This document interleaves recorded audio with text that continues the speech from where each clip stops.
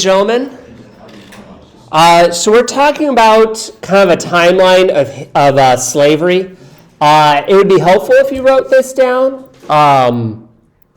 Very helpful. So we're going to start off with slavery and the first institution of slavery in America, which was where? 1619. You have the first slaves, arriving in America. So this is the colonies. So we're talking about slavery. The era is era 5, 1844 to 1877, but we're kind of going a little bit farther back. So we're going to the colonies. Can anybody remind me, what was the policy on slavery in the colonies? Was it outlawed anywhere? No, it wasn't. Okay. So while in the colonies, Pennsylvania was the only colony to outlaw slavery. Okay. It was the Pennsylvania Quakers, right? Because they were more progressive than other high church groups, and so they focused a lot more on the Holy Spirit than the Holy Bible, and they believed that slavery was this cognitive dissonance, like it just didn't, you couldn't be a Christian if you were a slave owner.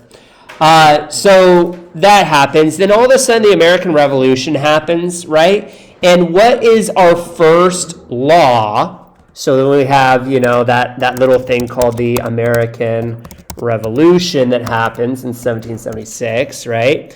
But then after that, what is our first government, Congress's first major act as Congress? Does anybody remember? It was an ordinance. Okay, it was after the Articles of Confederation. Ordinance with an A, yes. Which ordinance was it? Thank you for the hand. Okay, we would have the land ordinance and the Northwest ordinance. Okay, now students usually mix the two up. What's the difference between the land ordinance and the Northwest ordinance? Well, to remember, the Northwest ordinance was the important one, and this one, it basically outlawed slavery. I can't spell. What's new? Slavery in the new northern territories. Okay? The land ordinance of 1787, I want to say. That land ordinance was more about like how to incorporate a city, plots of land, things like that. But the Northwest ordinance was the bigger one. Basically, it said there's going to be no slavery in these new northern territories. Okay? Now, these new northern territories, where are they? Okay, they're in the Northwest, a.k.a. Ohio. Okay? So every single time we have new property opening up, new land opening up, then we have to deal with the issue of slavery. In colonial times, slavery was just like, hey, it's left up to your colony. If you want to have slavery, cool. If you don't want to have slavery, cool. Okay? And that was kind of the policy. But now as we acquire more land, after the American Revolution, all of a sudden we have this Ohio Valley area set up. And actually, let me look at a map of Ohio Valley. Let's see here. Ohio. Let's do American USA map. Okay, and we'll just do that. And so to kind of help us out, we'll just look at a map of the U.S. Right here to constantly refer back to. That's actually probably the worst resolution map I could ever possibly find. So let's actually choose another one. That one's also a poor resolution. My goodness, people. Okay, this one we'll have to do. All right. So this map right here, when we're talking about the colonies. Obviously, it's the 13 colonies right here. But then we're talking about, after the American Revolution, this new area: Ohio, Indiana, Illinois, Wisconsin, Michigan. We outlawed slavery in those areas, and that's going to be important with a later act, if you will. So this is Ohio area, the Ohio River Valley, if you remember that term. That's pretty much what that is. But then all of a sudden, under Thomas Jefferson's presidency, actually, before we get to that, the way to remember Northwest Ordinance outlawed slavery is because North is slave? Anti-slave. Anti-slave. Very good. Okay, let's go back to second grade. Okay? If you can always remember, whenever you see the term North, think anti-slavery. Whenever you see the term South, think slavery. I know that that's super, not fair and just oversimplifying things, but guess what? You have so many things that you're thinking about, you need to oversimplify. You get what I'm saying? So we'll talk about the caveats, but Northwest Ordinance, remember, it outlawed slavery, okay? That was kind of a big thing, that we took a stand against slavery and said, hey, in these territories, we're not going to allow slavery. But then all of a sudden, we have more territory opened up. And Thomas Jefferson, what did Thomas Jefferson do to open up new territory? Jefferson's Louisiana Purchase. Very good. So before the Louisiana Purchase, we had kind of compromised with slavery. Things seemed kind of good. But then all of a sudden, each time, ladies and gentlemen, we add more property, we add the issue of slavery again. We keep debating about slavery because we keep getting new territories in. Okay? Whenever you have something new, the debate arises again. Okay? So, when it comes to this, does anybody remember what compromise to slavery we had to do because of this new territory? Missouri Compromise. Okay, very good. We have the Missouri Compromise, also known as the Compromise of 1820. So, with the Louisiana Purchase that added Iowa, Minnesota, North Dakota, Montana, South Dakota, Nebraska, Kansas, Oklahoma, Arkansas, Missouri. Okay, Louisiana was not a part of ours just yet. But those areas that were added, the debate over slavery was again. So we have the Missouri Compromise. Okay, let's put Missouri in parentheses because it's called the Compromise of 1820. Now, ladies and gentlemen, which one is better to say, the Missouri Compromise or the Compromise of 1820? Which one's better to say? Both. Okay, it's kind of like, is gray or gray? G-R-E-Y, G-R-A-Y? Well, I mean, G-R-A-Y, for the color gray, that's more American versus in Britain is G-R-E-Y. But at the same time, it's kind of synonymous with each other, okay? Which little side point, remember on the AP exam, do you have to spell well? No, as long as it doesn't distract from the essay. For example, if you spell George Bush O-B-A-M-A, okay, that's a misspelling. Such a misspelling that you actually said Obama, not George W. Bush, okay? You get what I'm saying? So if you misspell it, but it doesn't distract from the essay, that's okay. So the Compromise of 1820, what did it say? Again, North would be slave. South. No, North would be free. South, slave. Okay? Now, this is in the new territories, right? So let's put in new territories. Okay? Where are those new territories? Well, again, previously we had the 13 colonies right here. Okay, they chose slavery or anti-slavery for themselves. And by this point, Maryland down south had chose slavery, and Pennsylvania and New Hampshire and all those, New York in the north here had chosen anti-slavery. And then, of course, we had the anti-slavery of the Northwest Ordinance.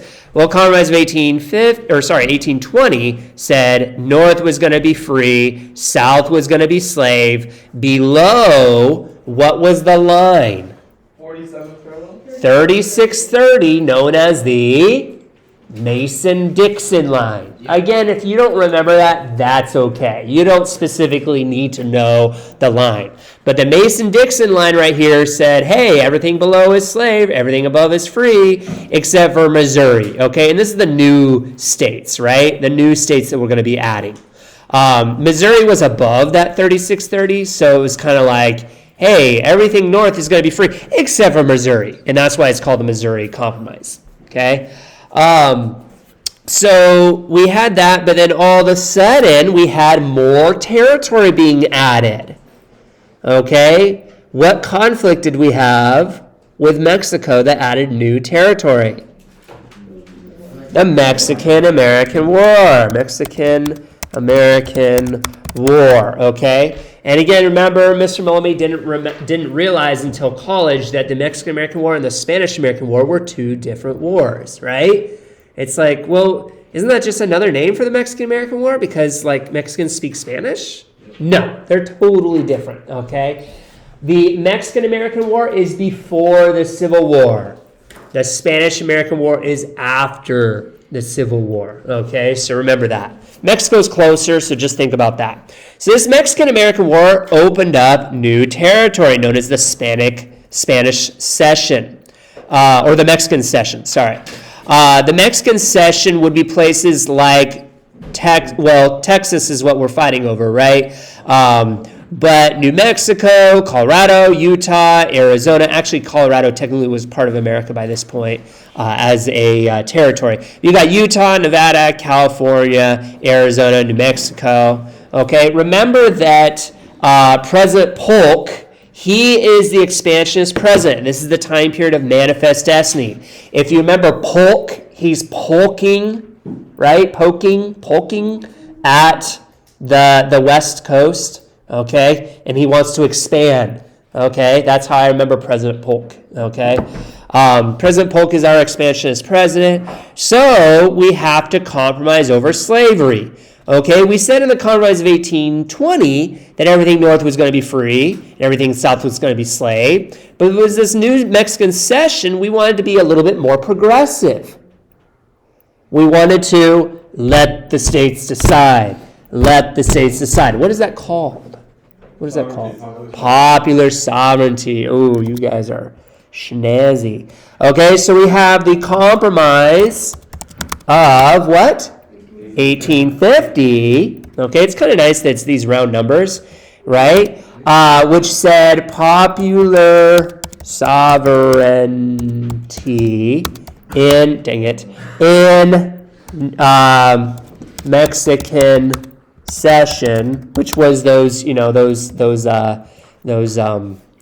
southern states there, except. What state would be a free state in the Compromise of 1850? Maine. California, free state. So it's good that you're thinking of Maine because when we added Texas as a slave state, we added Maine as a free state. It was to balance the Senate. Remember, we constantly wanted balance because we're compromising. With compromise, you constantly need balance. Yes, sir? Isn't it Missouri and Maine? Oh, actually, you're right because it's the M and the M. Missouri and Maine. No, you're right. Well done. So what compensated for Texas, or was there nothing? That is a great question. What was compensated for Texas? I'm not sure if we did. Maybe it was Oregon, because that's around the same time as Polk is poking at not only Mexico and wanting to annex Texas, which, people like Abraham Lincoln really was against Manifest Destiny in a lot of ways, because Manifest Destiny was expanding what institution? Slavery. Okay, you have to understand that. I know that you want to have this very favorable view of America, and you should. It's a country that you live in, okay? That you should know our virtues of freedom and democracy, that we can change things when we realize that they're the right thing to do, okay? But we also have dark episodes in history that we need to be honest with. Otherwise, we can't grow. Ladies and gentlemen, you will never grow unless you are honest with yourself. Okay, that was actually in the Adam Project. I forget exactly the quote that he mentioned, but he mentioned something about if you can't be honest with your failures, then you can never actually solve the equation, So with this addition of Texas, and that's what, once we make Texas a state, which it was contested, it was debatable. Abraham Lincoln didn't want to expand slavery into Texas and also didn't want war with Mexico, which both would happen. So that's why some people see Polk as kind of a negative president. But the Congress of 1850 was popular sovereignty in Mexican cession. California is a free state. They also added in that that little caveat of, hey, by the way, Fugitive Slave Act, which made it a crime to not only help slaves escape from the South into the North, but also if you just helped them in any way, like hid them or sheltered them. If you didn't contact the authorities that you had an escaped slave in your area, then that was an issue. So we had this issue of popular sovereignty and everything. So this becomes kind of a new progressive way of doing things. Before this idea of popular sovereignty, which said, hey, if the people of Nevada want to become a state, they get to decide. The Nevadans get to, is that how you call people from Nevada? Nevadans. The Nevadans get to decide slavery for themselves. Not Congress, they do. Arizona, if Arizona wants to be slave, they get to choose slavery for themselves, not Congress. Because previously, in the Northwest Ordinance, the Compromise of 1820, who had decided slavery in those states? Congress had. So this was a whole progressive, democratic, let the states decide. And does anybody remember who said that we should have popular sovereignty in these areas of Kansas and Nebraska? Kansas and Nebraska. Is it Kansas-Nebraska Act? Yes. Not Kansas and Nebraska? No, it's just Kansas. Kansas-Nebraska Act. Okay. Does anybody remember who wanted popular sovereignty in Kansas and Nebraska? Okay. John Brown. John Green. It was the White Douglas. Stephen Douglas. Okay. Ladies and gentlemen, this was the Lincoln-Douglas debates for the seat in Illinois. There was a Senate seat in Illinois that was that was open. Lincoln and Douglas were fighting for it. Lincoln was anti-slavery. He believed that Congress should outlaw slavery everywhere. But Stephen Douglas was kind of, he was a Democrat, but he was kind of the first libertarian. What do libertarians believe? Okay, freedom in everything. They're the most consistent. They take the freedom of the economy that Republicans like, and they say that's good, and they take the freedom of society that Democrats usually like, and they bring both maximum freedoms. As long as you're not hurting somebody else, you can drink as much alcohol as you want. As long as you're not hurting somebody else, you can take as much drugs as you want. As long as you're not hurting somebody else, you can do whatever you want. Okay, that is the purely libertarian belief. You can have as many guns as you want, as long as you're not shooting innocent people. Okay, that's the libertarian belief. Stephen Douglas, I believe, was kind of the first libertarian. People could debate me on this, but I think that he was kind of this libertarian that said, hey, let the states decide. This was kind of like, well, let me back up. Previously, Kansas and Nebraska, the Compromise of 1820 had said what about slavery in those areas? Are they going to be free or slave? Okay, the Congress of 1820 said that these were going to be free states. Now, all of a sudden, Stephen Douglas wants them to decide for themselves. Can you imagine being an abolitionist and being like, but, Missouri we had as a slave state, and these were supposed to be free. So anyways, Kansas and Nebraska, they got to, the idea was for them to choose for themselves. This is kind of like me thinking about 2008, Prop 8. Does anybody remember what the California voters got to vote in 2008 with Prop 8? Gas tax. Nope. That's right. Had to do with marriage.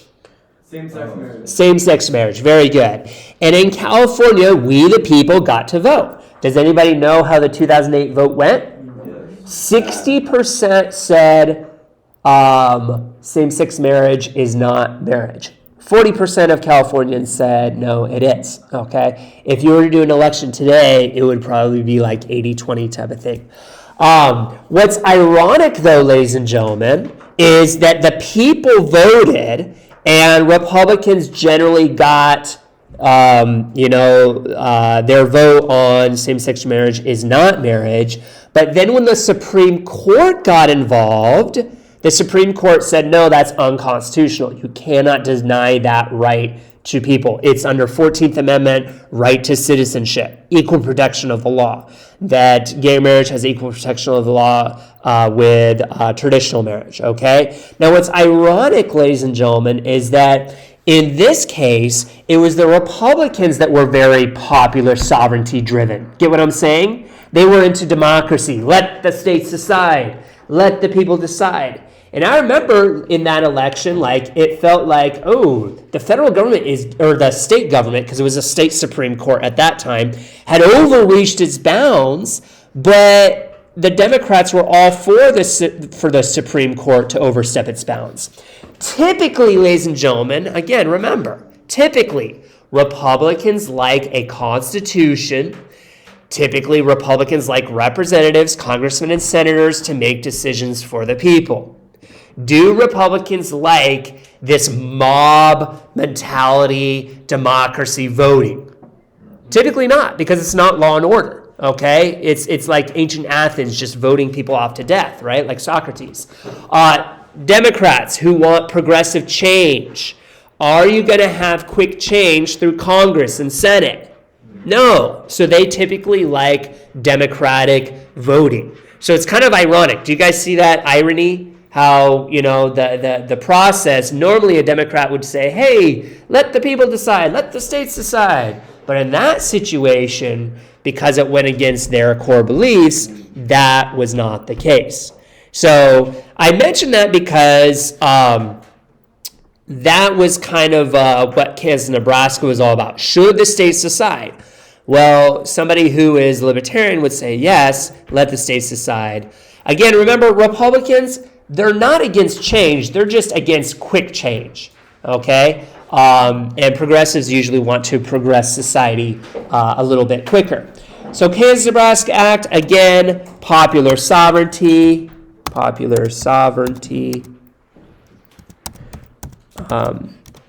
slavery in these states. And that led to what? Bleeding Kansas, right? Because if you have all the pro-slavery people known as the border ruffians and the anti-slavery people known as the Jayhawkers moving into Nebraska from Iowa and Missouri just so they can vote in the Kansas, the Kansas election, then you're going to have a lot of blood because there's a lot of tribalism. And John Brown, he becomes that very violent individual.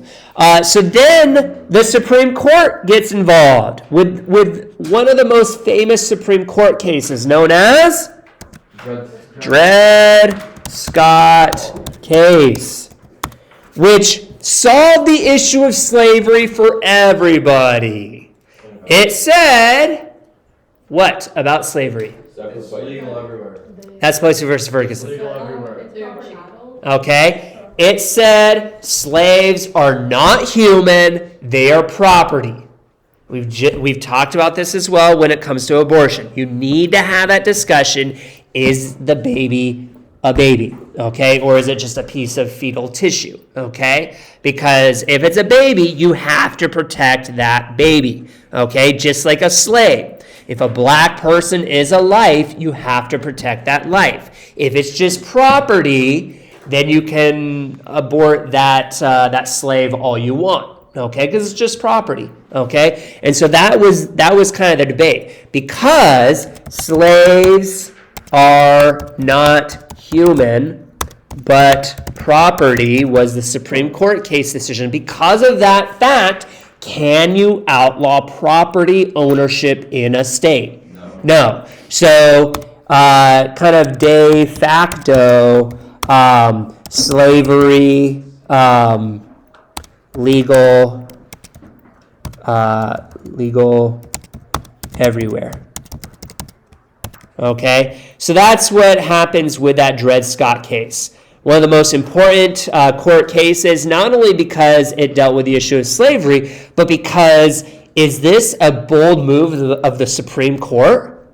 Yeah, this is probably the biggest move the Supreme Court had made to that point, maybe ever. But that was super big to define who is property and who is not. That was the Dred Scott case.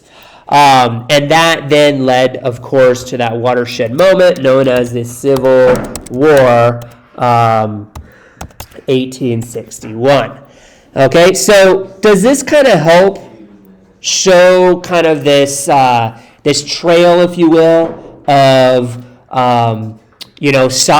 slavery and how we kind of compromised over slavery, and then the Supreme Court saying, hey, no, slaves are not human. And in reality, the Dred Scott case, as sad as that case is, it was kind of good for America to be on the same page.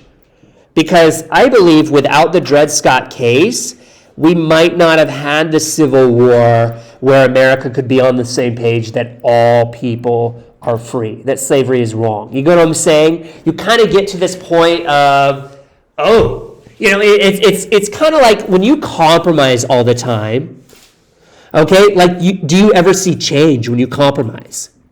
No, it's not until you realize that there's a problem that you then seek a solution.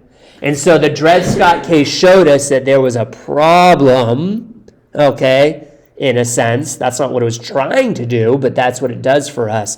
And then we can seek a solution.